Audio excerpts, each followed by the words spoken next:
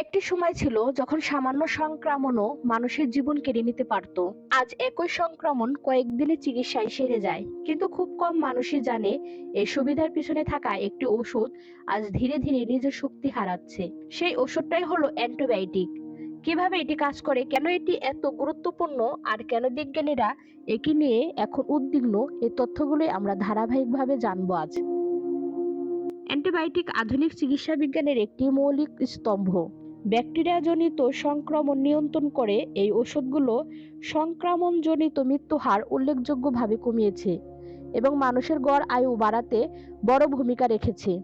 আজ যে অপারেশন, অঙ্গ প্রতিস্থাপন, ক্যান্সার চিকিৎসা কিংবা আইসিইউ ব্যবস্থা সম্ভব হচ্ছে, তার পিছনে অ্যান্টিবায়োটিকের অবদান সরাসরি জড়িত।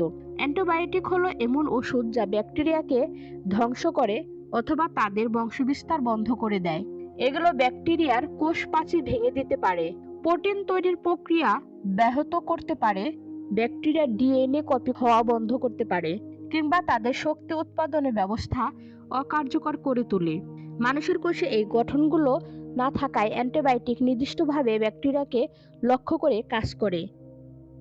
1928 সালে পেনিসিলিন আবিষ্কারের মাধ্যমে কার্যকর অ্যান্টিবায়োটিকের যুগ শুরু হয়। প্রথম দিকে অ্যান্টিবায়োটিক মূলত ছত্রাক ও ব্যাকটেরিয়া থেকে পাওয়া প্রাকৃতিক উপাদান নিয়ে তৈরি হলেও সময়ের সাথে সাথে আধা কৃত্রিম ও সম্পূর্ণ কৃত্রিম অ্যান্টিবায়োটিকের বিকাশ ঘটে।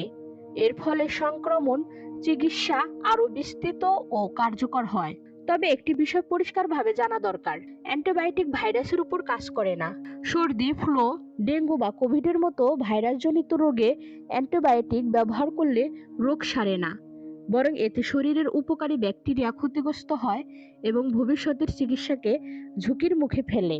অ্যান্টিবায়োটিক তখনই কার্যকর হয় যখন সঠিক ঔষধ সঠিক মাত্রায় এবং নির্ধারিত সময় পর্যন্ত ব্যবহার করা হয়। সব অ্যান্টিবায়োটিক সব ব্যাকটেরিয়ার বিরুদ্ধে কাজ করে না, ফলে ভুল ওষুধ বা অসম্পূর্ণ ডোজ সংক্রমণ পুরোপুরি নির্মূল করতে ব্যর্থ হয় এবং ব্যাকটেরিয়াকে ধীরে ধীরে আরও অভিযোজিত করে তোলে। এই প্রক্রিয়াতেই তৈরি হয় অ্যান্টিবায়োটিক রেজিস্ট্যান্স। ব্যাকটেরিয়া যখন বারবার অপ্রয়োজনীয় বা অসম্পূর্ণ মাত্রার অ্যান্টিবায়োটিকের সঙ্গে স্পর্শে আসে, তখন তারা ওষুধের বিরুদ্ধে প্রতিরোধ ক্ষমতা গড়ে তোলে। কিছু ব্যাকটেরিয়া এই প্রতিরোধী বৈশিষ্ট্য অন্য ব্যাকটেরিয়ার সাথেও ছড়িয়ে দিতে পারে, যার ফলে একাধিক ওষুধ কাজ না করা রেজিস্ট্যান্ট ব্যাকটেরিয়ার সংখ্যা বাড়তে থাকে। এই রেজিস্ট্যান্ট ব্যাকটেরিয়া হাসপাতাল ও আইসিইউ পরিবেশে বেশি দেখা যায়, যেখানে অ্যান্টিবায়োটিক ব্যবহার তুলনামূলকভাবে বেশি। একই সঙ্গে কৃষি ও পোল্ট্রি খাতে নিয়মিত অ্যান্টিবায়োটিক ব্যবহারের কারণে খাদ্য চেইনের মাধ্যমেও এই ব্যাকটেরিয়া মানুষের শরীরে প্রবেশ করতে পারে। সমস্যাকে আরো জটিল করে তুলেছে নতুন অ্যান্টিবায়োটিকের সীমিত আবিষ্কার। নতুন ওষুধ তৈরি সময় সাপেক্ষ ও ব্যয়বহুল, ফলে কার্যকর নতুন অ্যান্টিবায়োটিকের সংখ্যা কম, অথচ রেজিস্ট্যান্স দ্রুত বাড়ছে। এই অবস্থায় সবচেয়ে কার্যকর সমাধান হলো দায়িত্বশীল ব্যবহার। অ্যান্টিবায়োটিক শুধুমাত্র চিকিৎসকের পরামর্শ অনুযায়ী গ্রহণ করা উচিত। নির্ধারিত ডোজ ও সময় সম্পূর্ণ করা জরুরি এবং ভাইরাসজনিত রোগে অ্যান্টিবায়োটিক ব্যবহার করা উচিত নয়। একই সঙ্গে কৃষি ও পশুপালনে অপ্রয়োজনীয় অ্যান্টিবায়োটিক ব্যবহার নিয়ন্ত্রণ করাও প্রয়োজন। অ্যান্টিবায়োটিকের ভবিষ্যৎ নির্ভর করছে আজকের সিদ্ধান্তের উপর। বিজ্ঞান আমাদের শক্তিশালী অস্ত্র দিয়েছে, কিন্তু সেই অস্ত্র ব্যবহারের দায়িত্ব আমাদেরই।